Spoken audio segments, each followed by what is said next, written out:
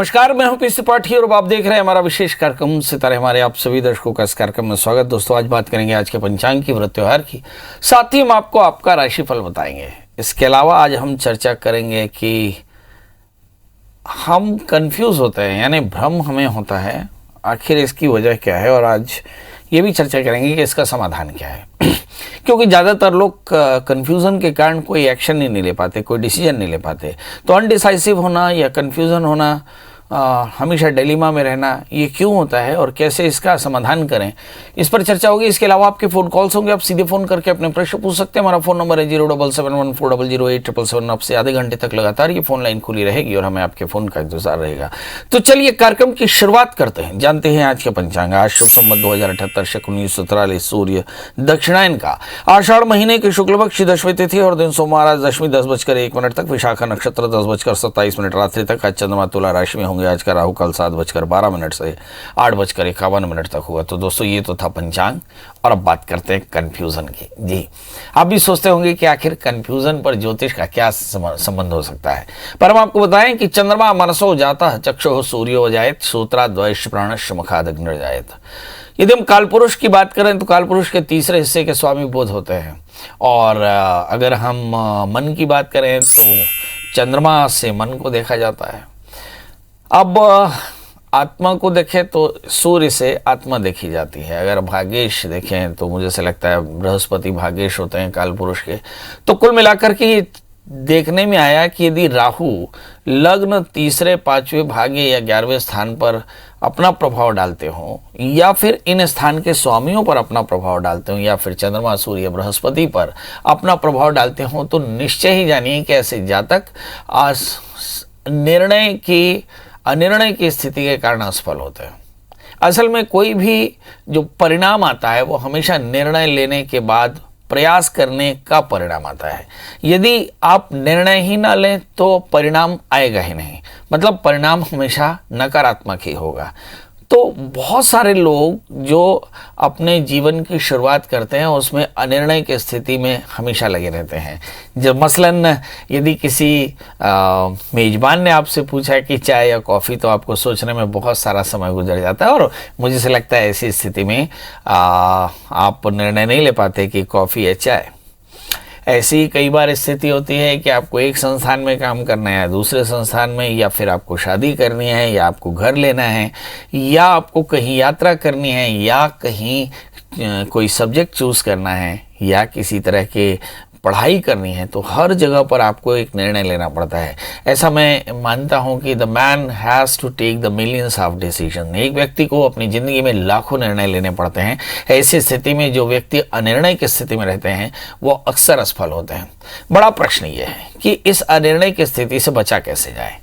तो इसके लिए आपको कोई एक टूल तैयार करना होगा निर्णय लेने का। जैसे आमतौर पे लोग सिक्का उछालकर चित या पट करते हैं, क्योंकि परिणाम हमेशा निर्णय का ही होता है। जैसा आप निर्णय लेंगे वैसा आपको परिणाम मिलेगा। बहरहाल परिणाम अच्छा या बुरा निर्णय लेने से पहले नहीं जाना जा सकता। हमेशा निर्णय का परिणाम बाद में आता है, और तभी हम जान पाते हैं कि निर्णय अच्छा था या गलत था। परंतु निर्णय फिर भी हमें करना होता है, और निर्णय हम अपने तार्किक बुद्धि से करते हैं। यदि तर्क आपका प्रभावित हो जाए, यानी बृहस्पति चंद्रमा बुध या लग्नेश, अगर राहु जैसे पाप ग्रहों से आक्रांत हो जाए तो ये निर्णय नहीं लिए जा पाते। तो ऐसी स्थिति में आपको परेशानी होती है। अब सवाल यह है कि निर्णय सही लेने के लिए क्या करना चाहिए। तो हमेशा जब हम निर्णय न ले पाएँ तो अपना कोई गाइड जरूर तय कर लेना चाहिए, और इसका कोई आध्यात्मिक उपाय। तो ऐसा कहते हैं कि हमारे यहाँ पे देव पंचायतन पूजा में लिखा कि ज्ञानम गणेशो मम शिक्षर का शिवमात्मा मम शक्तिराध्या, कि भगवान का जो ज्ञान का जो पार्ट है वो उसके स्वामी भगवान गणपति हैं। तो गणपति का पूजन करना चाहिए। वैसे भी बुध के स्वामी हैं गणपति, तो गणपति का पूजन करें, और चंद्रमा को अर्घ्य देवें, सूर्य को अर्घ्य देवें, आदित्य हृदय स्तोत्र का पाठ करें। तो आप देखेंगे कि इससे आपके निर्णय की क्षमता बढ़ेगी, मगर आसपास में अच्छे लोगों को रखें ताकि बहुत जल्दी आप निर्णय ले सकें, सफल लोगों के साथ रहें ताकि आप निर्णय ले सकें। चलिए, तो आपको निर्णय लेने का सूत्र हमने बता दिया। इसके अलावा मैंने कहा कि हरी मूंग का दान करना चाहिए, चीनी का दान करना चाहिए, चावल का दान करना चाहिए और थोड़े से मंत्र का जाप करना चाहिए। केवल मननात् त्रैतेति मंत्र, तो ओम नमः शिवाय इस मंत्र का कम से कम 1 माला नित्य जप करना चाहिए। अगर हो सके तो हनुमान चालीसा का जाप कर लें, या फिर शिव महिमा स्तोत्र का पाठ कर लें, या विष्णु सहस्त्र नाम का पाठ कर लें। कुछ ना कुछ स्वाध्याय जरूर करें, कुछ ना कुछ मंत्र का जाप जरूर करें। इससे आपकी चित्त की एकाग्रता होती है और निर्णय लेने में आसानी होती है। चलिए, तो अब हमारे साथ कॉलर जुड़ चुके हैं, अभिषेक जी, आपका बहुत बहुत स्वागत। बताइए क्या जानना चाहते हैं। पंडित जी नमस्कार, अपनी बेटी के विवाह के बारे में पूछना चाहता हूँ। बेटी डेट ऑफ बर्थ है जी 16 जनवरी 1997। एक बार फिर से बताएं। डॉटर, बेटी के विवाह के बारे में। हाँ, जन्म तारीख बता दें। 16 जनवरी 1997। समय 10:56 AM। और जन्म स्थान इलाहाबाद। अभी कहाँ से बोल रहे हैं? अभी मैं राजस्थान से बोल रहा हूँ। Very good. बच्ची ने पढ़ाई क्या की है? MBA किया है पंडित जी HR में। तो शादी कब तक हो जाएगी ये जानना चाह रहे थे। सवाल यह है कि शादी के लिए आप कितना राजी हैं। अगर कहीं लड़की ने कोई ऑप्शन दिया तो क्या आप उसे एक्सेप्ट कर पाएंगे? हाँ, बिल्कुल कर पाएंगे। चलिए, आइए देखते हैं इस बच्ची की शादी में कितना समय बाकी है। मुझे ऐसा लगता है बिल्कुल समय बाकी नहीं है। आप जैसे ही आज एक घी का दिया रात में नहा करके और जला दीजिएगा और भगवान जी से प्रार्थना करिएगा कि परमात्मा जो सबसे अच्छा हो मेरी बेटी के जीवन में हो जाना चाहिए, क्योंकि आपकी बेटी का जन्म लग्न मीन है और उसकी राशि मेष है। लग्न में शनि केतु 7वें स्थान में राहु। जब कभी भी शनि लग्न में होता है तो ऐसे जातक आमतौर पे ऑटोनोमस होते हैं, मतलब खुद के निर्णय लेने में बहुत ज़्यादा ताकतवर होते हैं और वो अपना ही निर्णय लेते हैं। तो जब कभी भी सप्तम भाव शनि से आक्रांत होता है तो आमतौर पर ये ऑटोनोमस जो होता है, ये बिहेवियर कई बार डिले की वजह बनता है और पेरेंट्स राजी नहीं होते हैं। तो अगर आप राजी हैं तो निश्चित तौर पर इसका विवाह 2022 के अप्रैल के पहले तय हो जाएगा। ये तो आप जान के रखिए, मगर आपको एक छोटी सी सावधानी जरूर रखनी, क्योंकि 7वें स्थान में मंगल है और ऐसी स्थिति में आपको चाहिए कि शादी से पहले एक छोटा सा कुंभ विवाह करा लें और इस बच्ची को एक 4 कैरेट का टोपाज, एक 4 कैरेट का मूंगा पहनाएं। आप देखेंगे करियर भी अच्छा होगा और साथ में इसका विवाह भी काफी अच्छा होगा। चलिए, हमारे साथ अगले कॉलर सुरेंद्र जी, आपका बहुत बहुत स्वागत। बताइए क्या जानना चाहते हैं। नमस्कार पंडित जी, बेटे के बारे में पूछना है। जी बताएं, बेटे की डेट ऑफ बर्थ, टाइम और प्लेस। 23 जून 23 जून 23 जून 1993 1993 और समय शाम के 4:19। और जन्म स्थान बता दें। लुधियाना। अभी कहाँ से बोल रहे हैं आप? अभी मैं अम्बाला से बोल रहा हूँ। अब बताइए क्या जानना चाहते हैं। तो इसका CA फाइनल का एग्जाम नहीं क्लियर होगा और जोर से बोलिए थोड़ा। CA फाइनल का इसका एग्जाम नहीं अभी क्लियर हो रहा और करियर के सेटलमेंट का पूछना है इसका। एक बात तो आपके समझ में आई हमारे के करियर के बारे में आप कुछ पूछ रहे हैं कि सेटलमेंट कब होगा। इस बच्चे का जन्म लग्न तुला है और उनकी जो राशि है वो कर्क है।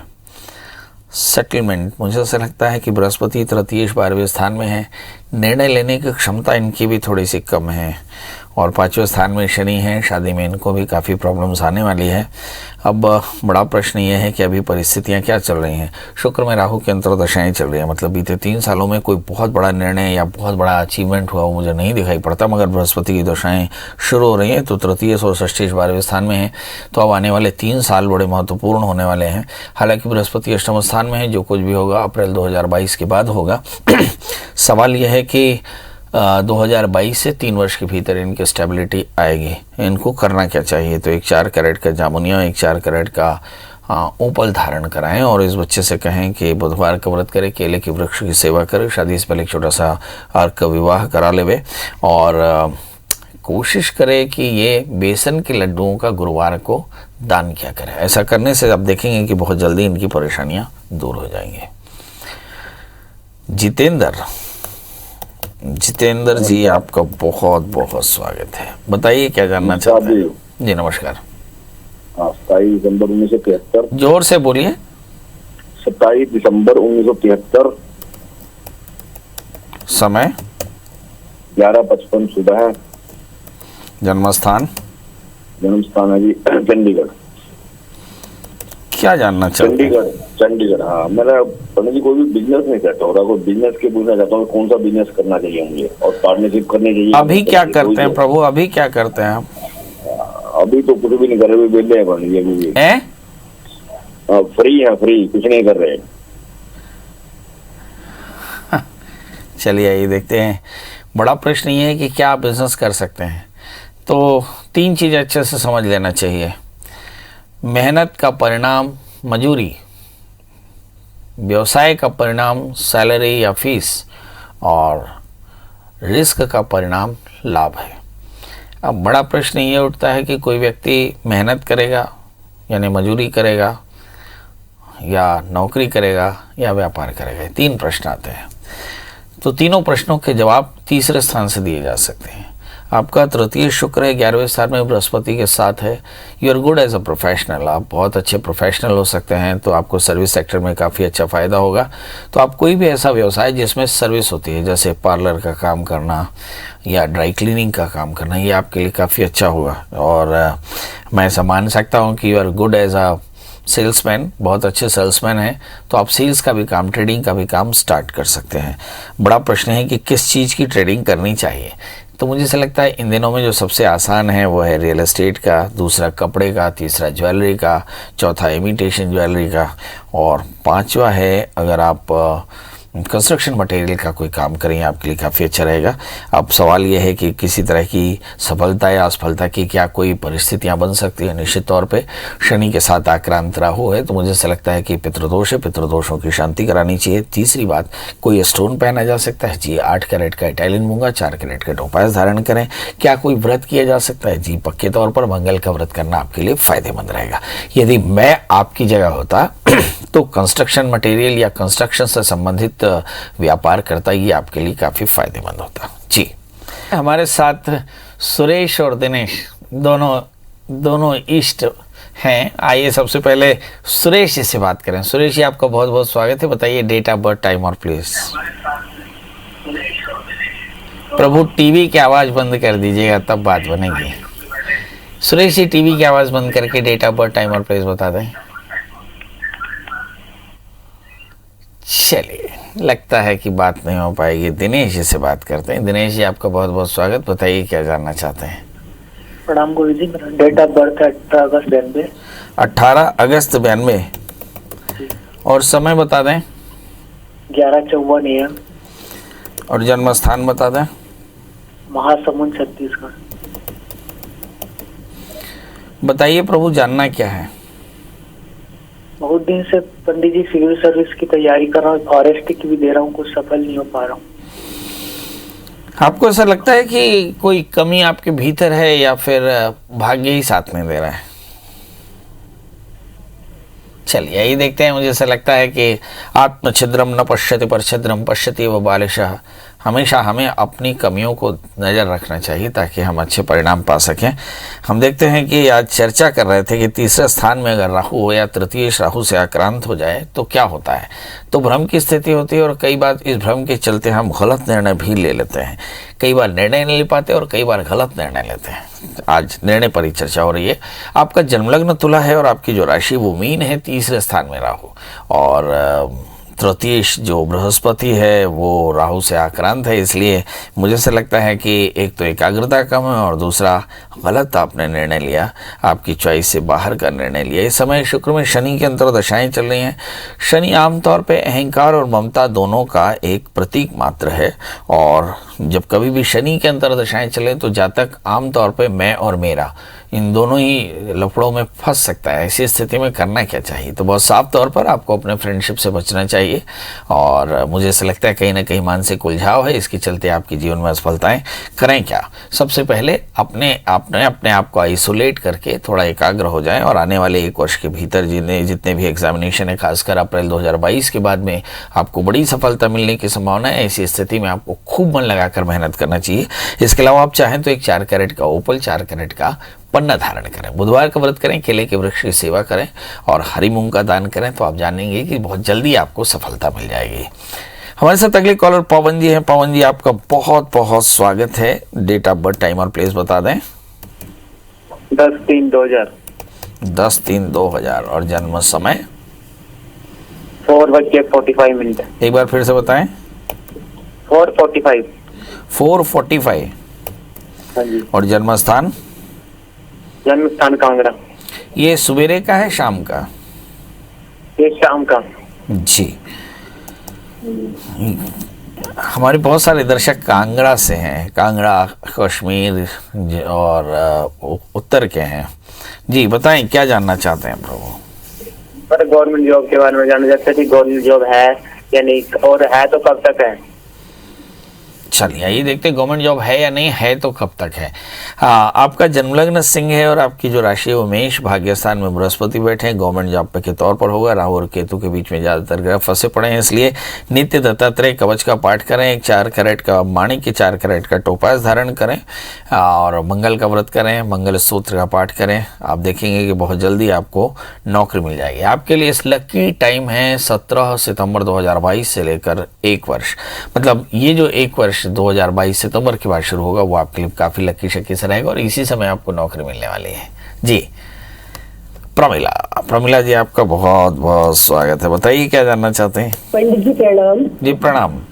मेरी जन्म तारीख 10 फरवरी 62, रात्रि 2 बजे, बनखेड़ी, जिला होशंगाबाद। बताइए क्या जानना चाहते हैं? पंडित जी, बहुत समय से पेट संबंधी समस्या से बहुत ज्यादा परेशान हूँ।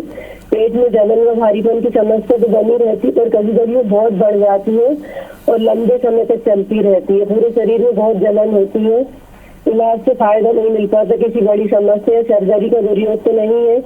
इसके अलावा भी हर रोज कुछ न कुछ होता ही रहता है, क्या करें? चलिए आइए देखते हैं। हमारे साथ बहुत सारे डॉक्टर्स भी जो हैं, जो हमारे कार्यक्रम को देखते और पसंद करते हैं, वो भी इस बात को समझ पाएंगे। मन एवं मनुष्याणाम कारणम बंध मोक्षो, कहते हैं कि बहुत सारी व्याधियां जो है मन से शुरू होती हैं और मन में जाकर खत्म हो जाती हैं। इसका मतलब अगर मन आपका एकाग्र हो जाए तो बहुत तरह की बीमारियां आपकी बच सकती हैं।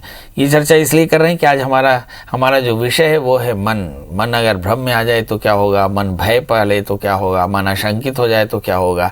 तो आपका जन्मलग्न वृश्चिक है, आपकी जो राशि है वो मेष, तीसरे स्थान में सूर्य, बुध, मंगल, गुरु और शनि केतु, ये 6 ग्रह बने हैं। खड़ग्रही योग जब था तब आपका जन्म हुआ, भाग्यस्थान में राहु। तो आमतौर पे ऐसा लगता है कि वेग के कारण आपको पेट की तकलीफ होती है। इसे सिंपल सा एक बीमारी बोलते हैं, इरिटेबल बाउल सिंड्रोम, IBS के नाम से बहुत ज़्यादा पॉपुलर है। और इस बीमारी का निदान आपके मन पर है और इसके लिए आपको चाहिए कि आप नित्य भगवान शनि का स्तोत्र का पाठ करें और कोशिश करें पीपल के वृक्ष की सेवा करें, 4 कैरेट का अच्छा सा टोपैज और 4 कैरेट का मूंगा धारण करें और आप देखेंगे बहुत जल्दी आपको स्वास्थ्य हासिल हो जाएगा। प्रियंका जी, आपका बहुत बहुत स्वागत है। बताइए क्या जानना चाहते हैं? मैं जानना चाहती हूँ कि अभी एग्जाम नहीं हुआ है नर्सिंग का, तो वो कब होगा और उसमें मेरा परिणाम कैसा होगा? अरे बाबा, इसके लिए तो मुझे कोई बड़ा अफसर बनना पड़ेगा। फिलहाल अपनी डेट ऑफ बर्थ बता दें। 8 अप्रैल 1998 और जन्म समय? रात का 12 बजे। और जन्म स्थान? जगदलपुर। आपने पहला प्रश्न किया कि नर्सिंग का एग्जाम कब होगा। अब ये प्रश्न का जवाब तो सरकार दे सकती है, पर मैं अंदाजा लगा सकता हूँ आपके भाग्य को देख करके कि भाई 22 अप्रैल 2022 के पहले आपका ये नर्सिंग का एग्ज़ाम हो जाएगा और उसमें आप सफल भी हो जाएंगे, है ना। मतलब आपको नौकरी मिलने वाली है, सास की नौकरी भी और सास की नौकरी भी, दोनों ही नौकरियां लगने का योग बड़ा प्रबल है। अब आपको करना क्या चाहिए? भाग्य स्थान में चंद्रमा राहु, आज चर्चा यही कर रहे थे कि बहुत सारा भ्रम आपकी ज़िंदगी में है और इस भ्रम से निकलने का तरीका क्या है। तो इसके लिए आपको चाहिए कि नित्य दत्तात्रेय कवच का पाठ करें, 4 कैरेट का टोपाज, 4 कैरेट का मूंगा धारण करें और भगवान से प्रार्थना करें कि अप्रैल 2022 के पहले सास की नौकरी और सास की नौकरी दोनों ही आपको बढ़िया मिल जाए। चलिए, मेरी तरफ से ढेर सारी शुभकामनाएं। जाते जाते यही एक बात कि अभी भी ये कार्यक्रम पूरा नहीं हुआ, ये कार्यक्रम लगातार चलता रहेगा। इसके लिए करना एक छोटा सा उपाय, गूगल में जाना, सर्च करना प्रियदर्शन त्रिपाठी या पंडित प्रियदर्शन त्रिपाठी या PS त्रिपाठी। पंडित जी का नंबर हासिल हो जाए तो कॉल करना, यदि घर का एड्रेस हासिल हो जाए तो पधार जाना। एक कप चाय के साथ आपके साथ बहुत सारी बातें करेंगे। दोस्तों कल फिर हाजिर होंगे किसी नए विषय के साथ, तब तक मुझे दी इजाजत, नमस्कार।